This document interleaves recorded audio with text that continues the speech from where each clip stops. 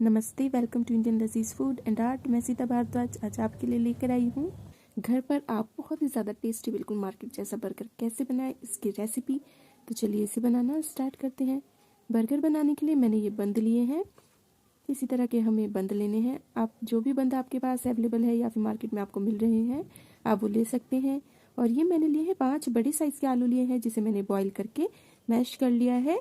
आलू के अंदर अब मैं डाल दूंगी मैदा। ये मैंने मैदा लिया है और जो नॉर्मली हम घर में चम्मच यूज़ करते हैं उस चम्मच से ही हम इसके अंदर 4 चम्मच मैदा डाल देंगे।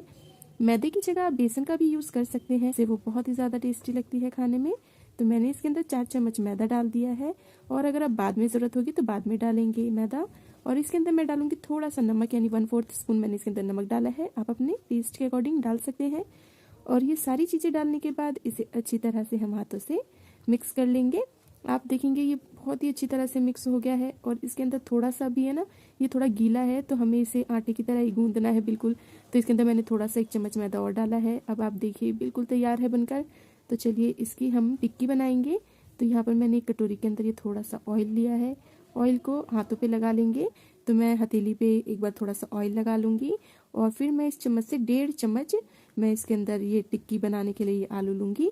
तो आलू को हम पहले इस तरह से इसकी एक लोई जैसी बनाएंगे बॉल, और उसे हाथों से इस तरह से बस हमें 2 से 3 बार इस तरह से प्रेस करना है। ये देखिए टिक्की बनकर बिल्कुल तैयार है।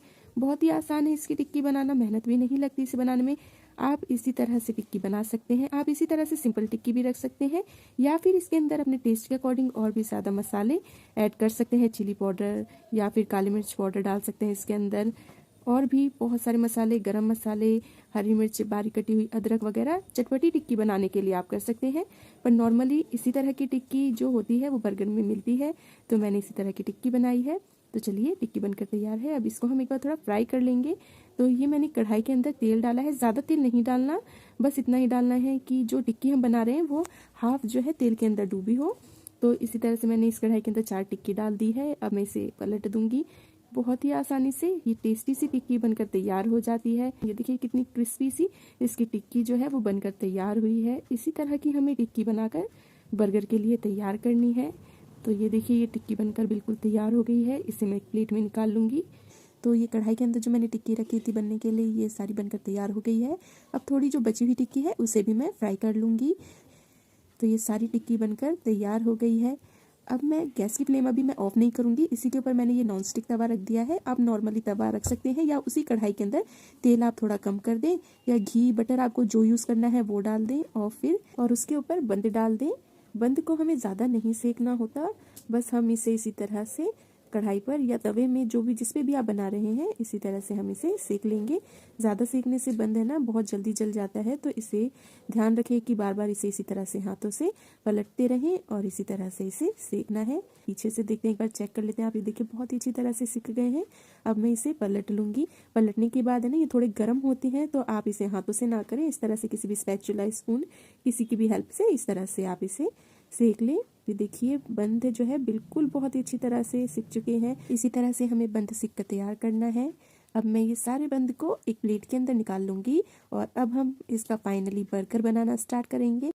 तो चलिए बर्गर बनाना स्टार्ट करते हैं। मैंने एक प्लेट के अंदर एक बंद लिया है। बंद को मैंने इस तरह से बीच में से कट कर लूँगी। तो इसे हमें पूरा कट नहीं करना, साइड से ना इसे थोड़ा सा जॉइंट ही रहने देना है।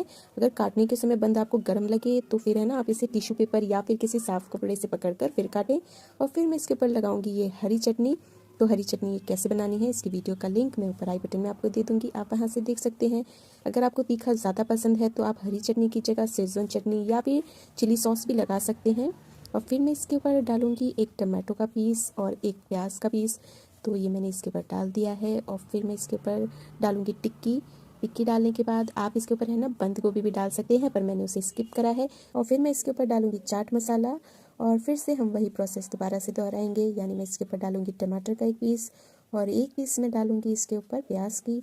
और फिर मैं इसे इस तरह से बंद कर दूंगी। तो फाइनली आप ये देखिए बहुत ही ज़्यादा टेस्टी, बिल्कुल मार्केट से भी ज़्यादा टेस्टी बर्गर है, घर पर बनकर तैयार हुआ है और वो भी बहुत ही आसान तरीके से। आप ये देखिए देखने में ना बहुत ही ज़्यादा टेस्टी और चटपटा सा लग रहा है, खाने में तो ये बहुत ही ज़्यादा टेस्टी बना है। तो इसी तरह से आप बहुत ही आसान तरीके से घर पर टेस्टी बर्गर बना सकते हैं। और फिर मैं इसके ऊपर डालूंगी टमाटो सॉस। तो ये देखिए टमाटो केचप मैंने डाल दिया है। तो ये बिल्कुल टेस्टी सा बर्गर है ना बनकर तैयार हो गया है। तो इसी तरह से आप टेस्टी बर्गर बना सकते हैं घर पर। ये टेस्टी सा फाइनली बर्गर हमारा बनकर तैयार है। तो इसी तरह से आप ये टेस्टी बर्गर बनाएं और इसे इसी तरह से सर्व करें। बहुत ही ज़्यादा टेस्टी है ये खाने में, और अंदर से जो इसकी स्टफिंग है ना वो बहुत ही ज़्यादा टेस्टी बनी है। तो इसी तरह से आप ये टेस्टी सा बर्गर बनाएं।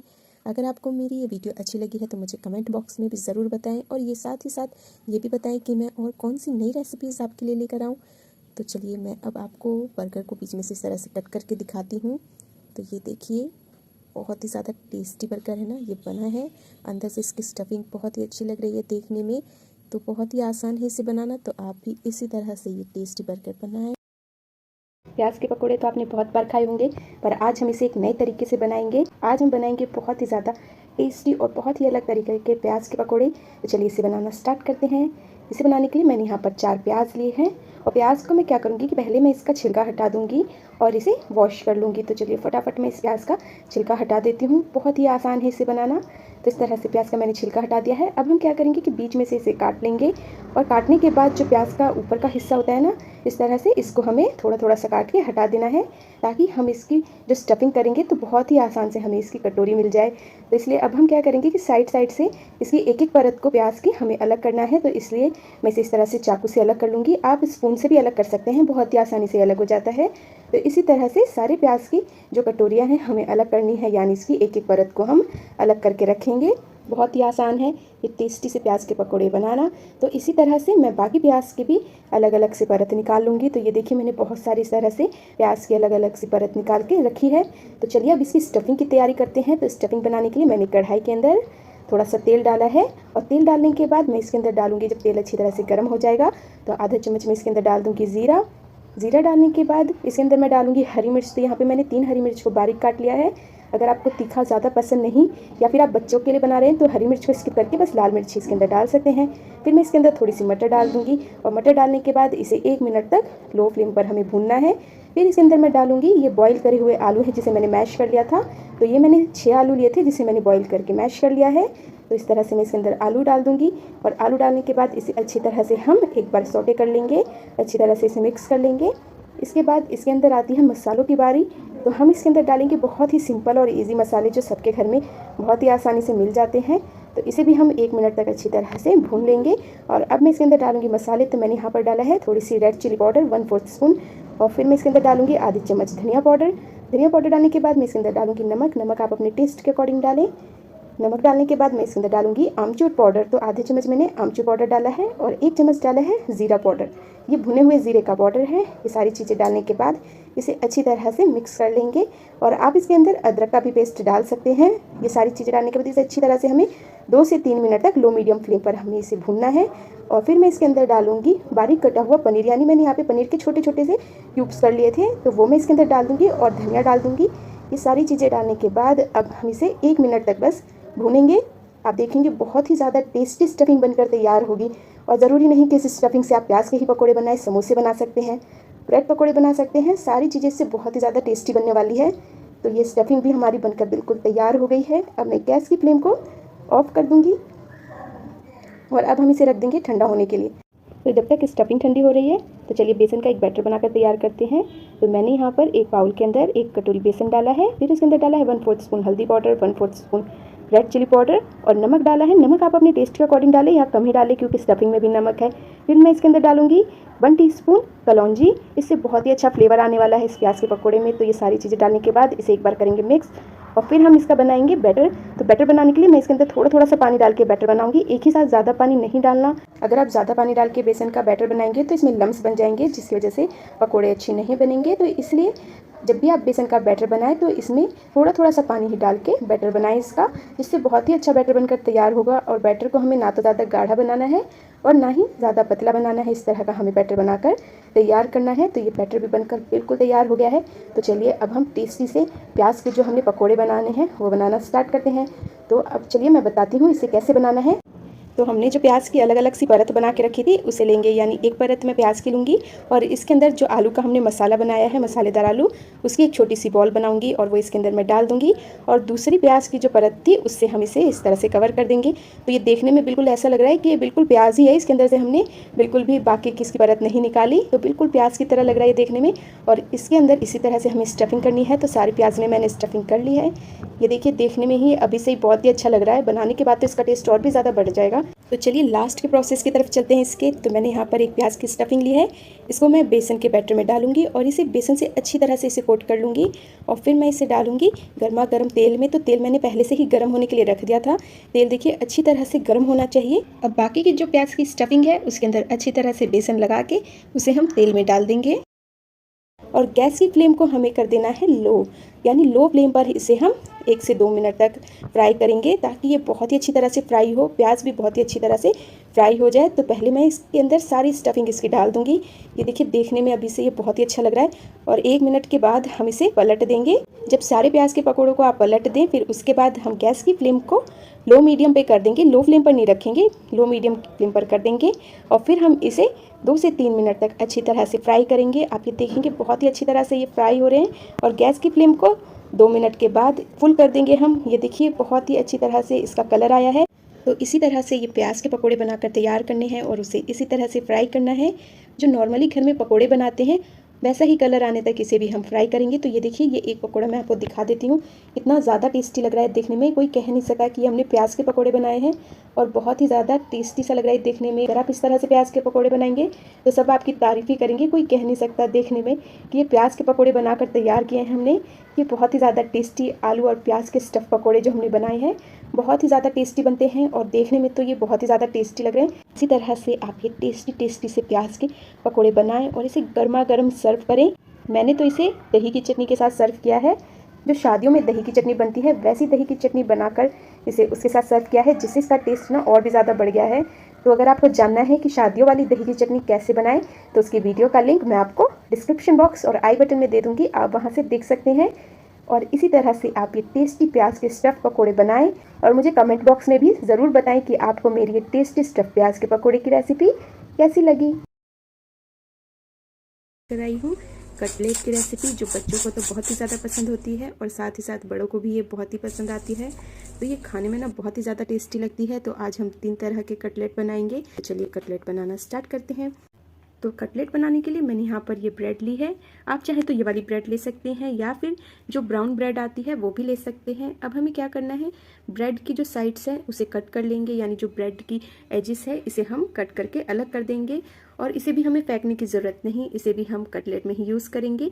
तो इस तरह से मैं सारी ब्रेड्स को कट कर लूँगी और ये बहुत ही आसान रेसिपी है। और जो इसके जो एजिस बचे हैं इसे हमें फेंकने की ज़रूरत नहीं, इसे हम कटलेट बनाने में ही इसका यूज़ करेंगे। तो मैं क्या करूँगी कि इसे मिक्सर की जार में डालूंगी और इसे पीस लूँगी और फिर हम इसका यूज़ करेंगे। तो चलिए यहाँ पर मैं आपको बताती हूँ, मैंने 6 मीडियम साइज़ के आलू लिए हैं जिसे मैंने बॉईल करके मैश कर लिया है और जो हमने ब्रेड की जो एजेस थी जिसे हमने पीसा था वो मैं इसके अंदर डाल दूँगी और फिर मैं इसके अंदर डालूँगी बारीक कटी हुई 2 प्याज और रेड चिली पाउडर।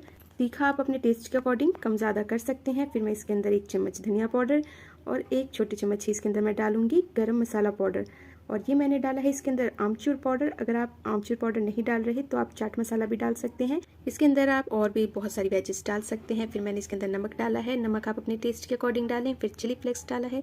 ये सारी चीज़ें डालने के बाद इसे अच्छी तरह से मिक्स कर लेंगे और जो ये हमने आलू का मसाला बना के तैयार किया है इसे ही हम 3 फ्लेवर में बनाएंगे। तो ये मसाला हमें इसी तरह से बना के तैयार करना है। इसी मसाले को हम 3 तरह के फ्लेवर में बनाएंगे। तो मैं 3 जगह अलग अलग बर्तन में इस आलू के मसाले को मैं डाल लूँगी और इसके अंदर मैं बताऊँगी कि आप इसे किस तरह से बना सकते हैं। तो ये मैंने 3 कटोरी में यानी एक बाउल में ही रहने दिया है और 2 कटोरियों में और आलू का मसाला डाल दिया है। एक कटोरी में मैं डालूंगी इसके अंदर सॉस, टमाटो केचप मैंने इसके अंदर डाला है 2 चम्मच। आपको जितना पसंद है आप उतना डाल सकते हैं या फिर आप इसके अंदर चिली सॉस डाल सकते हैं या फिर शेजवान चटनी भी डाल सकते हैं। सॉस डालने के बाद इसे अच्छी तरह से मिक्स कर लेना है तो एक ये कटलेट का मसाला बनकर ये तैयार हो गया है। दूसरा हम बनाएंगे, इसके अंदर मैं डालूंगी ऑरिगेनो। इससे बहुत ही अच्छा फ्लेवर आता है ऑरिगेनो डालने से। तो मैंने यहाँ पर 1 छोटी चम्मच ऑरिगेनो डाला है और ऑरिगेनो डालने के बाद इसे अच्छी तरह से मिक्स कर लिया है। तो 2 तरह ये हो गए और एक हम सिंपल तरीके से बनाएंगे, जो मसाला हमने पहले बनाया था उससे बनाएंगे। तो अब हम कटलेट बनाना स्टार्ट करते हैं। तो इसके लिए मैंने एक थाली के अंदर पानी डाला है और फिर मैं इसके अंदर एक ब्रेड के स्लाइस को हल्का सा डिप करना है, ज़्यादा डिप नहीं करना। और फिर हम इससे इस तरह से हथेली और उंगलियों की हेल्प से इसे अच्छी तरह से प्रेस करेंगे ताकि जो भी इसके अंदर एक्स्ट्रा पानी है वो निकल जाए। और फिर मैं इसके अंदर आलू की स्टफिंग करूंगी। तो मैंने यहाँ पर एक नींबू जितना आलू का एक बॉल बना के ले लिया है और फिर हम इसे फोल्ड करेंगे। जिस तरह से काजू कतली की साइड होती है ना, उसी तरह से हमें इसे फोल्ड करना है। दोनों साइड को इस तरह से ज्वाइंट करेंगे, फिर नीचे से ऊपर इस तरह से, और फिर इसे अच्छी तरह से इसे हम ज्वाइंट कर देंगे। इसे अच्छी तरह से कटलेट का शेप देंगे। ब्रेड गीली होने के कारण ये बहुत ही अच्छी तरह से शेप इसकी कटलेट की बन जाती है और बहुत ही आसान तरीके से बन जाती है। तो चलिए एक और मैं आपको बना के दिखाती हूँ। ब्रेड की स्लाइस को हल्का सा पानी में डिप करना है, ज़्यादा डिप नहीं करना, और हाथों से इस तरह से अच्छी तरह से इसके अंदर जो भी एक्स्ट्रा पानी है उसे निकाल देना है। अब हम इसके अंदर ऑरिगेनो वाला जो हमने स्टफिंग बनाई है वो डाल देंगे और इसे भी इसी तरह से दोनों साइड से कवर करेंगे, फिर नीचे से ऊपर इस तरह से कवर करेंगे और इसे हम कटलेट की शेप देंगे। देखा कितना आसान है इसे बनाना और बहुत ही आसान तरीके से बन जाती है। ब्रेड को जब हम पानी में इस तरह से गीला करते हैं तो इससे बहुत ही आसान तरीके से शेप जो है कटलेट की आ जाती है। तो ये देखिए कटलेट की जो शेप है बहुत ही अच्छी आई है। अब हम इसे फ्राई करेंगे। तो चलिए कटलेट को फ्राई करते हैं। तो इसके लिए मैंने एक कढ़ाई के अंदर पहले से ही तेल गर्म होने के लिए रख दिया है। जब तेल अच्छी तरह से गर्म हो जाए उसके बाद ही इसके अंदर हम जो हमने कटलेट बना के रखा है वो डाल देंगे और इसे हम फ्राई करेंगे। इसे हम थोड़ी देर यानी 1 से 2 मिनट तक इसे हम लो मीडियम फ्लेम पर फ्राई करेंगे ताकि ये बहुत ही अच्छी तरह से फ्राई हो। और आप सोचेंगे कि हमने इसमें कुछ भी नहीं लगाया, बेसन मैदा किसी का भी हमने इसके ऊपर घोल नहीं लगाया, ये बहुत ऑयली बनेगा। ऐसा कुछ नहीं है। ब्रेड को जब हम पानी में डिप करते हैं उसके बाद पानी इसके अंदर होने के कारण ये तेल ज़्यादा एब्जॉर्ब नहीं करता और बहुत ही अच्छी तरह से फ्राई होता है और बहुत ही ज़्यादा टेस्टी लगता है खाने में, और ऑयली भी नहीं होता ये बिल्कुल भी, और बहुत ही टेस्टी बनता है ये। तो इसी तरह से हमें इसे फ्राई करना है। 1 से 2 मिनट तक हमें इसे थोड़ा सा लो मीडियम फ्लेम पर फ्राई करना है, फिर हम इसे फुल फ्लेम पर फ्राई करके इसे अच्छा सा कलर देंगे। तो इसी तरह से ये देखिए फ्राई करना है हमें और ये कटलेट बनकर बिल्कुल तैयार है। बहुत ही आसान है इसे बनाना। आप इसे बनाकर रख सकते हैं और फिर इसे जैसे कि आपने इसे रात में बना लिया, रात में बनाकर फ्रिज में रख लें और सुबह में इसे फ्राई करें तो बहुत ही जल्दी और बहुत ही ज़्यादा टेस्टी कटलेट बनकर तैयार हो जाता है। मैं भी आपको इसकी आवाज़ भी सुनाऊंगी। आप ये देखिए कितना ज़्यादा ये क्रिस्पी बना है और अंदर से भी बहुत ही ज़्यादा इसकी स्टफिंग खाने में ना टेस्टी बनी है और बच्चों को तो ये लंच में बहुत ही ज़्यादा पसंद आती है। तो इसी तरह के कटलेट आप घर पर बहुत ही आसान तरीके से बना सकते हैं।